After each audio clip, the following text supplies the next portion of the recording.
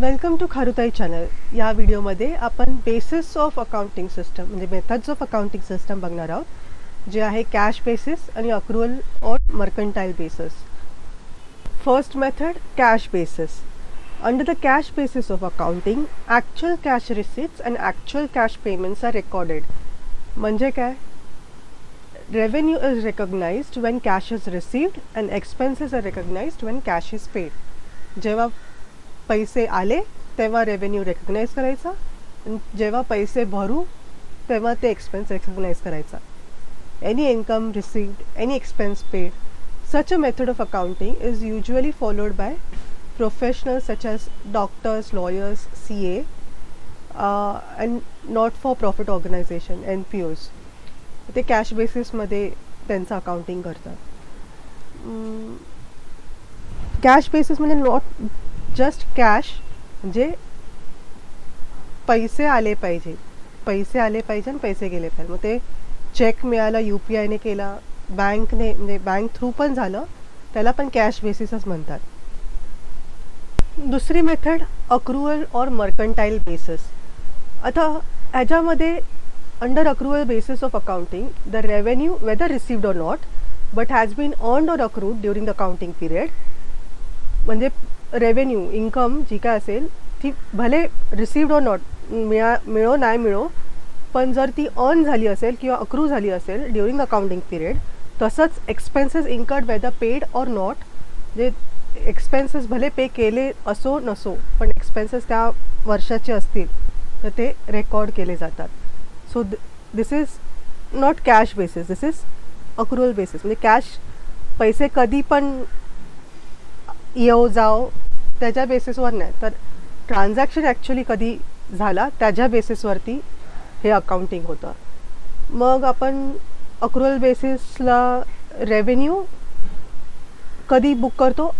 Revenue on किंवा accrue केल्यावरती book करतो, रेकॉर्ड करतो. तर त्याचं एक एक्झाम्पल, ऑन म्हणजे काय त्याचं एक्झाम्पल, समजा ही टाईमलाईन आहे, फर्स्ट इयर आहे, सेकंड इयर आहे, फायनान्शियल इयर आहे. फर्स्ट फायनान्शियल इयर आहे, सेकंड नेक्स्ट फायनान्शियल इयर आहे. आणि एका फायनान्शियल इयरमध्ये आपण आपले सेल्स झाले, म्हणजे आपण गुड्स डिलिव्हर केले, म्हणजे आपल्याला परचेस ऑर्डर आली, आपण त्याच्या बेसिसवरती त्यांना गुड्स डिलिव्हर केले, ट्रान्झॅक्शन कंप्लीट झालं. फक्त पैसे ह्या वर्षी मिळायच्याऐवजी पुढच्या वर्षीच्या सुरुवातीला मिळाले असं. तर ह्याला काय म्हणू आपण? जर कॅश बेसिस असतं तर पुढच्या वर्षी मिळाले ना तेव्हाच आपण ते इन्कम रेकग्नाइज केलं असतं. पण मर्कंटाईल किंवा अक्रुअल सिस्टममध्ये तसं नाही. मेन ट्रान्झॅक्शन कधी झालं?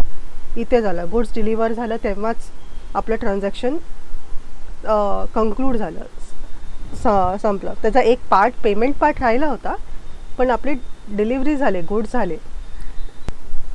So we have earned it in first year. Accrued income म्हणजे काय?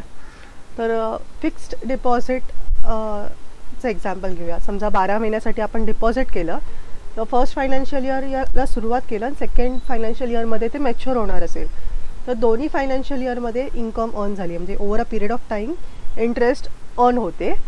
एका म्हणजे असं नाही की लास्ट डेला इन्कम अर्न झाली असं नाही ना, म्हणजे throughout the year, throughout the डिपॉझिटचा टाईम जो काय आहे त्या 12 मंथ्सच्या टाईममध्ये इंटरेस्ट म्हणजे इंटरेस्ट मिळत असतं. से 1000 रुपये आपल्याला मिळणार ऑन मॅच्युरिटी. तर 31 मार्चला आपल्याला ह्या वर्षाची इन्कम बुक करायची असते, रेकॉर्ड करायची असते. मग काही इन्कम फर्स्ट फायनान्शियल इयरमध्ये असणार आणि काही इन्कम नेक्स्ट फायनान्शियल इयरमध्ये असणार. समजा फर्स्ट फायनान्शियल इयरमध्ये 600 रुपीज झाले आणि पुढच्या फायनान्शियल इयरमध्ये 400 आले, तर आपल्याला हे 600 रुपीज आहेत ना 31 मार्चला आपल्याला बुक करावे लागणार. हे ड्यू नाही होणार, म्हणजे बँक आपल्याला देणार नाही. हे इंटरेस्ट अक्रूड आहे बट नॉट ड्यू, म्हणजे पेमेंट आपल्याला ऑन मॅच्युरिटीच मिळणार. हे 1000 रुपये पूर्ण सगळे मॅच्युरिटीलाच मिळणार. 600 आत्तापर्यंत 31 तारखेपर्यंत 600 रुपये जमले इन्कम अक्रूड. मग त्याला अक्रुअल आपण असं म्हणू शकतो.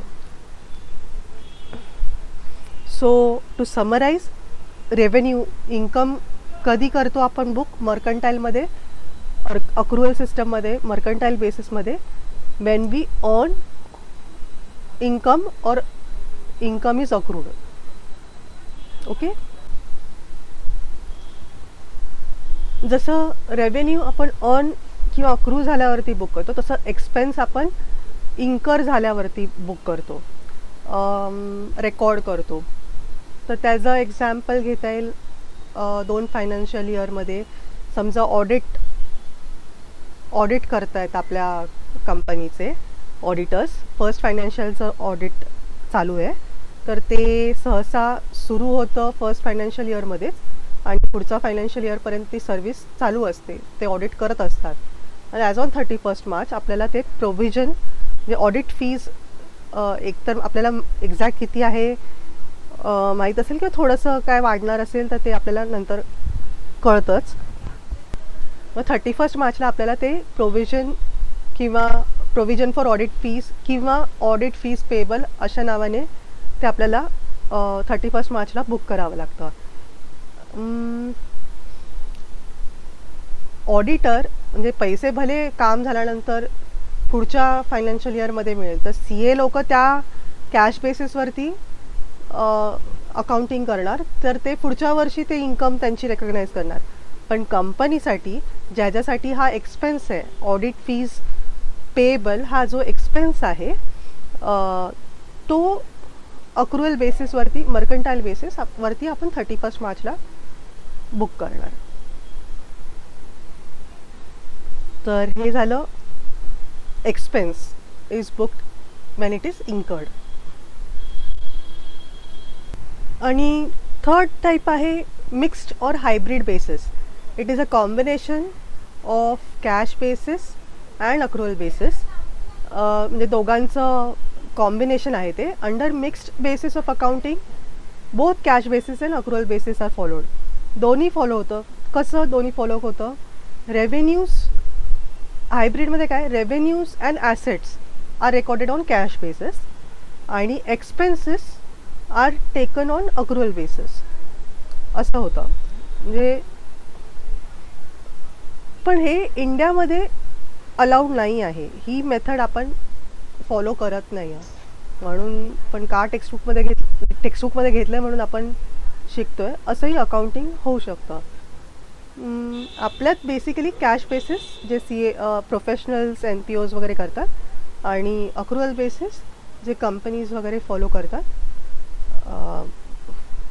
हे 2 मेथड्स आपण यूज करतो प्रॅक्टिकल ह्याच्यामध्ये. To summarize basis of accounting, methods of accounting, there are 3 types: cash basis, accrual basis or mercantile basis, or hybrid basis. त्यातले कॅश बेसिसमध्ये रेव्हेन्यू कधी रेकग्नाइज होते? when actually received. Expense when actually paid. अक्रुअलमध्ये म्हणजे mercantile सिस्टममध्ये revenue कधी book केली जाते? when earned or accrued. आणि expense कधी बुक केली जाते? when it is incurred. हायब्रिडमध्ये रेव्हेन्यू ॲसेट्स कॅश बेसिसमध्ये केले जातात आणि एक्सपेन्स अक्रुअल बेसिसप्रमाणे केले जातात.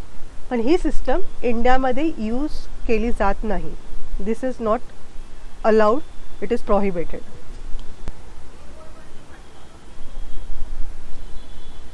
Thank you for watching the video. आणि जर तुम्हाला PDF नोट्स हवे असतील तर टेलिग्राम चॅनलवरती तुम्ही सबस्क्राईब करू शकता. तिथे तुम्हाला नोट्स भेटत जातील. तर भेटू मग पुढच्या व्हिडिओमध्ये.